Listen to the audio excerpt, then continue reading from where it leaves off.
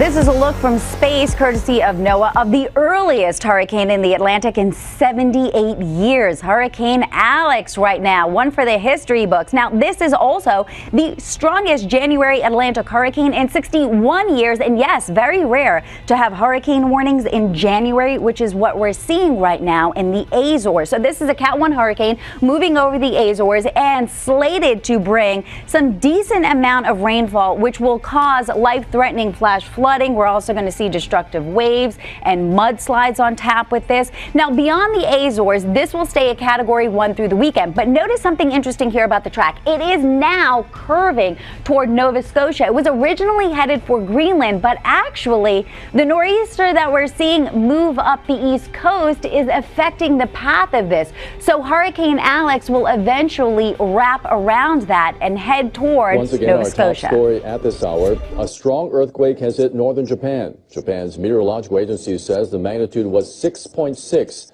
and the focus was about 50 kilometers deep off Miyagi Prefecture in the Pacific Ocean. It has not issued a tsunami warning. Officials at the agency say the tremor was observed from the northeastern region of Japan to northern Hokkaido. So far, no major damage has been reported. The operator of the Fukushima Daiichi and Fukushima Dai-2 nuclear plants says no problems have been found. The operator of the Onagawa nuclear power plant says officials have not confirmed any trouble. Officials of a railway operator say they temporarily halted Shinkansen bullet trains in the region in order to confirm safety.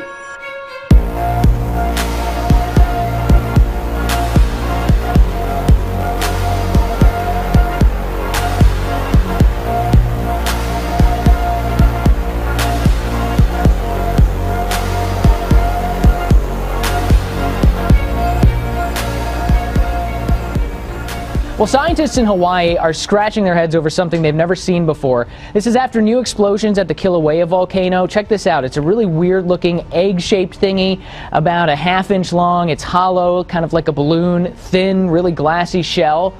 Now, here's the deal. Teardrop-shaped particles, those are nothing new during volcanic eruptions when lava cools off really fast, but this one is unique mainly because it's hollow and the shell is so thin. Scientists are thinking it probably got spewed from the volcano's lava lake when the lake was just splattering around like crazy. Now, the usual glassy particles that form from volcanic eruptions actually have a name. They're called Pele's Tears, after the Hawaiian fire goddess of volcanoes, but this one is the coolest ever. Breaking news we want to bring to you right now. Firefighters battling a fire on an oil rig in Grady County. Take a look at this. This is live look from the scene. It's about 6 miles east of Chickasha. ODOT says smoke is crossing nearby highways and traffic is at a standstill. You can see how thick the smoke is from the firefighting efforts. No word yet if anyone is hurt here or what may have sparked the fire. So we will bring you updates as we get them, on air, online, and through our 2 Works For You app. But a massive fire there in Grady County. FEMA is now stepping in as the city of Flint, Michigan deals with an emergency water crisis. This morning, the National Guard will be walking door to door with volunteers, delivering clean, lead-free drinking water to people. Michigan's Governor Rick Snyder activated the Guard yesterday, many questioning what took him so long. Point is we got inaccurate information back from the people that responded. And we eventually got the right information, and we took prompt action when we got the right information. Snyder has been widely criticized, protesters calling for his arrest. One resident hoping Snyder sees the pain he says the governor caused. I want him to stay in office and see what mess he's created here. I want him to see the people he's hurt, and his administration is hurt. Ryan Young is following this story from Chicago. Tell us more, Ryan. Well, Carol, you know, people are really angry about this. You're talking about lead in the water levels, and in fact, we all might take this for granted, the fact that when we go to the water fountain, we get clean water. I contacted some people in Flint, Michigan, and they told me this right here, a bottle of water, is very scarce to find in that area. In fact, to even brush your teeth, you have to have another source of water. And for months, people claimed they had no idea the unsafe levels were inside their own drinking water supplies. This happened after Flint, Michigan decided to switch off their water from Detroit, Michigan, and start using water from the Flint River. And of course, that had some lead in it, and when it came through the lead pipes in the area, they did not treat that, and once it went into the homes, now you have people who have high lead levels in their bloodstream. We've also been told only 2% of the population has been tested. So a lot of people are going around town looking for waters like this. They have to go to community centers to find clean water, and we're talking about brown, brackish water that people have been dealing with for months, and they said it smells as well, and lead obviously has long-term effects. Now, there's a congressman in the area who put out a statement and talked about the idea of why he wants the governor to start pushing forward with some more initiatives to get clean water back into people's hands. In fact, I'll read from the statement that says, Flint needs more action and less talk from Governor Snyder. It's important to remember that this crisis was created by a state-appointed emergency financial manager, and it is the state's ultimate responsibility to act and make it right. That statement goes on to say, at the State of the Union tonight, I spoke to President Obama and reiterated my call for federal assistance due to the lack of sufficient response from the state. I will continue to do everything I can to get immediate resources to help address the ongoing crisis. That's from Congressman Dan Kildee. Look, people have been talking about this for quite some time. In fact, heard one church supervisor talk about breaking down water bottle from 6-packs to 3-packs so people can ride home with it on their bikes. You're talking about an economically disadvantaged area where people are still paying for their water bills despite the fact that most of them can't even use the water. So they're really looking to see the help from the National Guard, hoping there'll be a change and hoping that FEMA will step in and take over for the state that's obviously they feel has been too slow to act. Rainwater sipped into a container of sodium chloride isocyanate. This caused a chemical reaction that sent a large plume into the sky. City Mayor Maria de Antonieta de Brito asked people to stay at home to avoid possible skin irritation, burning sensation, fainting spells, and breathing problems. The leakage took place at a privately owned warehouse storage facility owned by logistics company Loco Frio.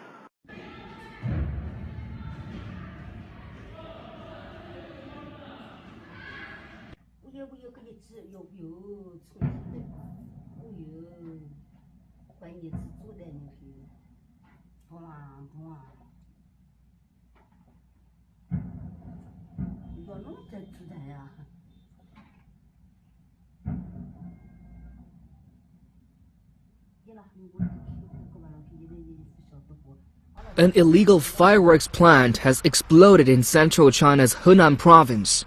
So far, at least 10 people have been confirmed dead and 7 others wounded, 5 in critical conditions. The plant is built in a village in Xutong County. The blast, which happened on Thursday, has led to huge damage. We heard a loud explosion and the ground was shaking. Thick smoke was blowing high in the air. The owner of the plant has been detained, and the cause of the blast is still being investigated. In central China's Hubei province on Thursday, flooding a nearby village with water from a barrier lake. The lake, located in Longfang Township in the city of Enshe, contains hundreds of thousands of cubic meters of water. The collapse happened around 11 a.m. Thursday. Rescuers rushed to the scene and evacuated over 300 people. They also searched cars that had become immobilized by the floodwaters, rescuing 14 people who were trapped inside their vehicles. The cause of the collapse has yet to be determined.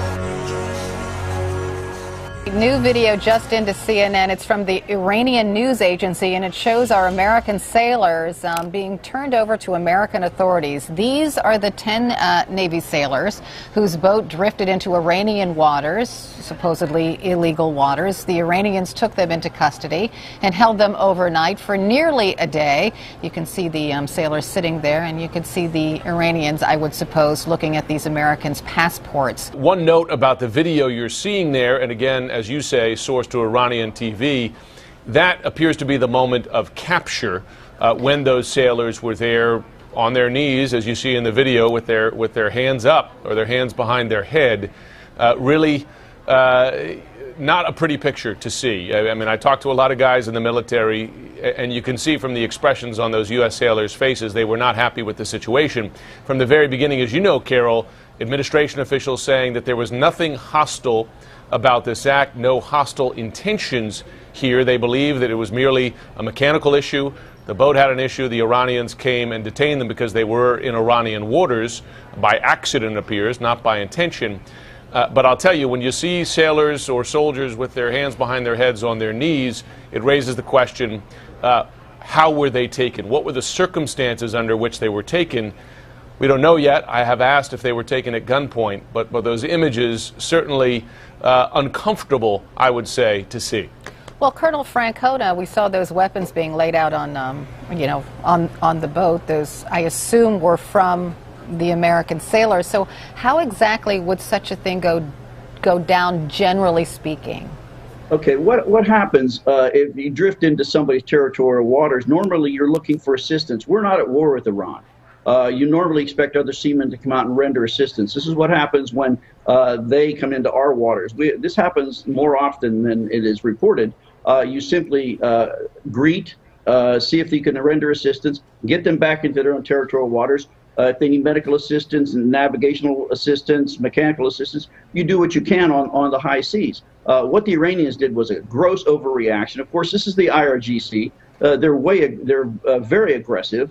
And they're at odds with the moderates who are running the country. So this was more of a power play between the Iranians than it had to do with the Americans. But Jim is absolutely right. There was no reason for the Iranians to put those people on their knees with their hands behind their What heads. happened? Iran took over 2 of our boats. They said they're going to release them. Oh, isn't that nice? They're going to release them. This isn't the same country. When I hear that, just happened. It literally just happened, and I think it's not so good. It's just an indication of where the hell we're going. I mean, hopefully they get released and fast, but it seems to be an indication of where we're going. That Iran deal is the dumbest deal I think I've ever seen. I don't think ISIS, rather, is claiming responsibility this morning for deadly Paris-style terror attacks that rocked Indonesia's capital. Polisi itu.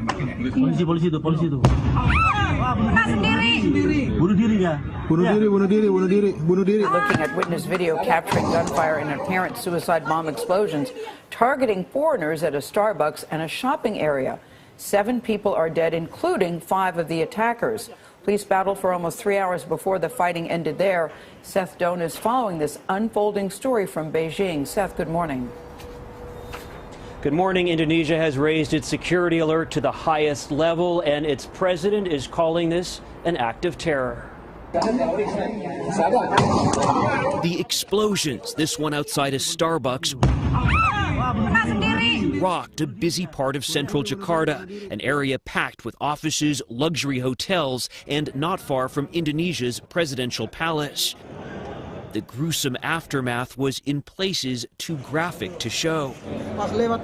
Suddenly, the explosion went off at the police post. This witness said, "I saw people running away and 2 people lying on the ground bleeding." Heavily armed security forces responded and a gun battle broke out, apparently between attackers and police.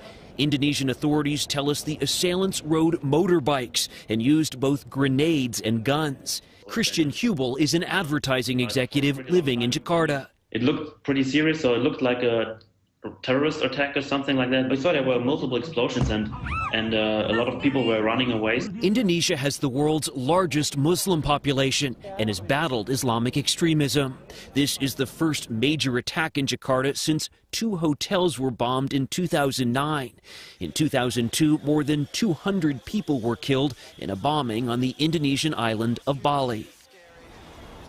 Indonesian authorities had recently received warnings of an attack from the Islamic State.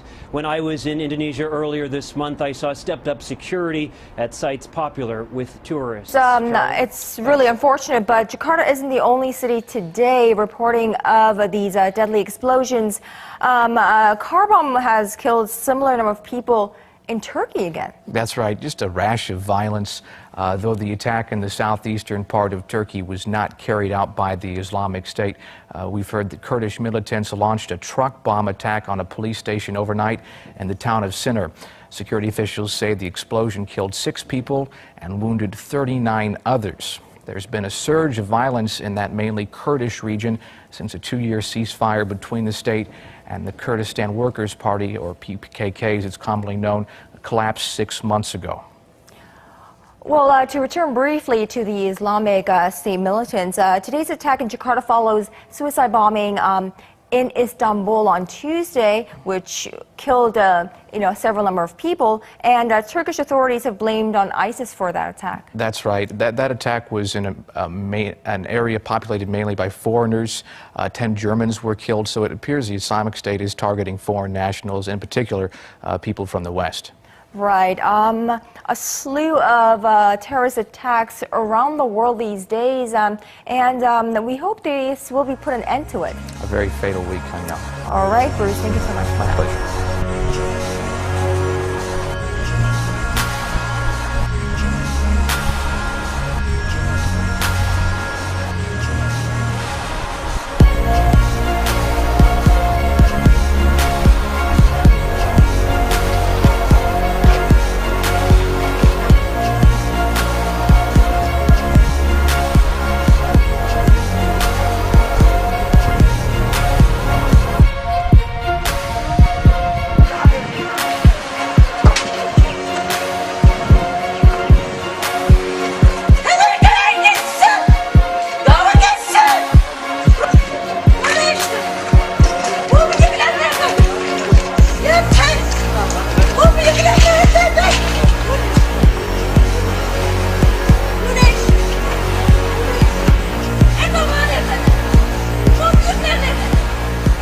Dogen news agency said police also seized documents and CDs during a search of the premises where the suspects were staying. Russia's consulate general in the Mediterranean city of Antalya confirmed the detentions, but it's not clear exactly when the detentions were made. But they came after Tuesday's suicide bomb attack in Istanbul. A dangerous new strain of dog flu this morning is causing concern across the country. A dog in Montana recently tested positive for the highly contagious virus. A Washington state health department is warning pet owners after possible exposure at a Seattle area kennel. Adriana Diaz is in Chicago, where the outbreak that has infected thousands of dogs nationwide started. Adriana, good morning. Good morning. Here in Chicago, the flu spread so quickly last year that some shelters had to close their doors to try to prevent the flu from spreading. Here at Paws Chicago, they've treated more than 300 sick dogs and even housed some temporarily while they recover at different homes. All of these dogs, including Wookie here, are healthy, but vets are paying close attention to make sure none develop symptoms. Ashley Lease walks dogs in the Seattle area. She's paying extra close attention to her four-legged friends after warnings about the new strain of dog flu. They can get sick just like us, and I know how much I hate being sick. King County public health officials say up to 90 dogs staying at this kennel outside of Seattle may have been exposed to the virus. 2 have tested positive for flu, but further tests are needed to confirm it's the new strain. None of the dogs have immunity to fight it off, so you see large numbers of dogs getting ill when the virus starts to circulate. When dogs are going to dog daycares or dog parks or boarding overnight in kennel facilities, it can spread very rapidly. Cases first showed up last March in Chicago and spread quickly. Around 2,000 dogs in 24 states have been infected. Good girl. A vaccine was made available in November. Vets say the disease is rarely fatal, but owners should see a vet right away if their dog shows symptoms. So if your dog doesn't eat well misses a meal, if you see coughing, see lethargy, just being tired, moping around, it could be a sign of a fever. And if you see that, give your local veterinarian a call and schedule an appointment, because they'll need to get on some special medications for it. Pet owners in the Seattle area are concerned. The health department says their Facebook post outlining the symptoms has been viewed 189,000 times since Tuesday. Local vets are now stocking up on the vaccine. And while the virus is no laughing matter, say cheese. This viral video features a Chicago pup named Herbert, who's putting on a brave face while recovering from the flu. Dogs are household members, and oftentimes they're like kids in the family, and people want to take care of their pets and do the right thing and keep them safe. Humans can't contract the virus, but they can spread it to healthy dogs after close contact with a sick dog. By the way, all of these puppies are available for adoption, so guys, just let me know which one you may like. As darkness fell on the French Alps, French officials described a grim scene. The avalanche happened at the resort of Les Deux Alpes around 4 p.m. local time, late in the day, and that churning wall of ice and snow was said to have engulfed a group of 10 school students, their teacher and a Ukrainian citizen. They launched a massive search operation and confirmed that 3 people were killed, 2 school students and the Ukrainian citizen. Another person was severely injured. But as the search progressed, they've discovered all the remaining students, identified them, and they were all found to be safe and well. The search is continuing through the night using a team of around 60 people, multiple helicopters, avalanche search dogs. One of those helicopters has a thermal imaging camera as well, just to be sure there are no further victims. But it marks yet another recent deadly day on the slopes of the French Alps. Since the start of the year, well, the snow has been late in coming to the Alps this season, but this year, early January, it has come in large amounts, and that has increased the avalanche risk significantly. The French news agency AFP says even before this incident, there have been 4 other fatal avalanches in the Alps since the start of the year. Phil Black, CNN. Meanwhile, the French London. schoolteacher who led 10 of his students into a deadly avalanche in the Alps is now facing a manslaughter investigation. We want to show you still images that show the scene moments after the avalanche hit. Investigators say the teacher took the students onto a closed ski slope despite posted signs, a safety net, and a high avalanche danger.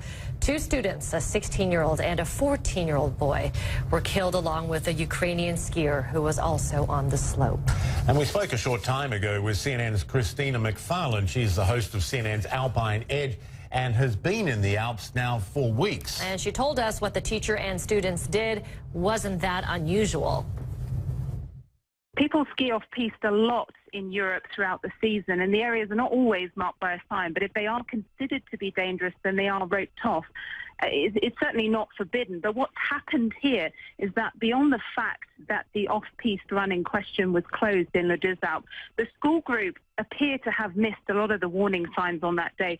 The avalanche level in Le Deux Alpes at that time was 3 out of 5. That means that as little as 1 person on that day could have triggered an avalanche. And there had been, I believe, 30 centimetres of fresh snow that had fallen the day before. Now, after mild conditions in the Alps, which is what we've seen in the early stages of this season, this is exceptionally dangerous because the snowpack can slip.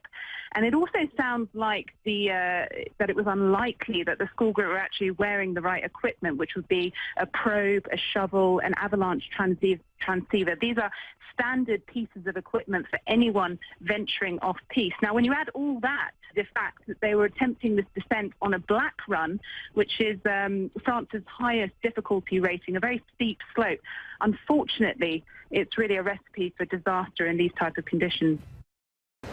In the aftermath of the January 1st shooting, Israel's prime minister declared a crackdown on Arab sector weapons, and the parliament held an emergency session to address the issue. This flabbergasted Arab leaders. What's the connection between the whole Arab community and one isolated crime that we all reject? This is incitement. It is much more dangerous because it is incitement by the prime minister. For years, the Arab community has been calling for a crackdown on illegal weapons in Israel's Arab sector. Nothing was done. Behind me is the fence that separates the Israeli-occupied Palestinian West Bank, where I'm standing now, and Israel proper. Tens of thousands of weapons have made their way across that fence in both directions throughout the years. Over the past decade, honor killings, crime, and family infighting has taken more than 1,000 lives in Israel's Arab communities. Since the government's call for tougher measures, there have been some confiscations, but jaded locals say the actions are cosmetic. They don't care. You're from the Arab sector? Kill each other. What do we care? Just don't touch us. Don't touch the Jewish neighborhoods. As long as you Arabs killing Arabs within your own communities, that's okay. Israel's government aims to clear approximately 25,000 illegal weapons from its Arab communities. But Arab politicians and locals think the realistic result will be... Read my lips. Almost nothing. Almost nothing. Maybe something exhibitionistic here and there, and nothing. Stephanie Fried, CCTV, Taipei, Israel. Completed its first and tattered flight at Medigo airfield in northern Israel recently. The new vertical takeoff and landing unmanned aerial vehicle is designed and developed by Israel's urban aeronautics to meet the requirements of the Israeli Defense Forces. The aircraft can carry a 1,400-pound payload. It has a maximum speed of 100 knots and endurance of 5 hours. The airmule is intended for cargo transport, medical evacuation, and troop supply missions. The INS Rahav, given after the Hebrew name for the Greek god of the sea, is a second-class Javan vessel equipped to carry nuclear warheads. INS Rahav will be fitted with Israeli-made weapons and communication systems, as well as noise filters in the next few weeks. Germany has emerged as Israel's top navy supplier. The latest on those unfolding terror attacks shortly, but first, one man is dead and several buildings have been destroyed as sweltering conditions made way for severe afternoon storms that tore a violent path from Sydney's southwest right through to the CBD. We have reporters across the city. Gabriella Rogers begins our coverage. This afternoon's fierce force of nature claimed the life of the passenger of this car at Emu Plains. The massive tree struck the car while it was travelling on the Great Western Highway. The male passenger died at the scene. And also a female patient that's been transported to Westmead Hospital with pelvic and abdominal injuries as well as lower limb injuries. In the same suburb, this storage facility was bulldozed by the force of the wind. CCTV vision capturing the moment the walls collapsed like dominoes. From the air, most of the building was demolished. Witnesses say the destruction took less than 60 seconds. It lifted completely up about 6 foot in the air and then just sort of the wind dropped it straight on the next door there. Fortunately, no one was inside. There was a lightning scare for this driver, a bolt splitting a tree just metres away from the car in Chipping Norton. Fire broke out at East Hills Girls High School. It's believed an electrical substation was struck. Mount Druitt was one of the area's worst hit, with dozens of trees ripped from the ground, causing damage. One crashed through the roof of this home, narrowly missing the elderly woman inside. She's really shaken up about it. She couldn't stop looking at the house and panicking about everything. In Travers Street, Moorebank, a block of apartments was stripped of its roof, sheets of metal sent flying across the neighbourhood. Other homes were damaged by the debris, and once again, people were lucky. There were no reports of injuries. We'd been warned a day of sweltering temperatures nudging 40 degrees would be blown away by a cool change. But nobody expected to be so fierce or destructive. The lightning kicked off the show before the rain set in, and the wind made it a destructive trifecta. This morning, it was a different picture. By 9, it was already 30 degrees. Absolutely gorgeous, nice, cool, wonderful. We thought we'd come now before it got too hot because I don't want the kids getting too sunburnt. By midday, it reached 39 in the city and was still climbing. At Bondi, the beach was packed, while at Blacktown, Waterworld kept the kids entertained. It's so hot and sweating, everyone's sweating. Well, you can see all the parents, they're in the shade, but they're sweating as well. Paramedics kept busy responding to more than a dozen heat-related calls. All the attention now is on the damage from this freak storm front. Gabriella Rogers, 9 News. Let's go now to Kate Creedon, who's in Emu Plains. Kate, what's been the emergency response to this? Well, Deb, they've got a huge task ahead of them. They'll be working well into the night. The SES alone has received more than 500 calls to help to deal with damage caused by these storms. Take a look at this building here behind me. It was destroyed when the roof was literally ripped off and slammed back down onto the brickwork. The concern now is that the neighbouring business, this wall here, may too come down. Now, 38,000 homes are still without power across Sydney, with electricity providers doing all they can to restore it as soon as possible. All right, Kate, thank you. Now to Damien Ryan, who's in the 9 News helicopter. Damien, how do things look from the air?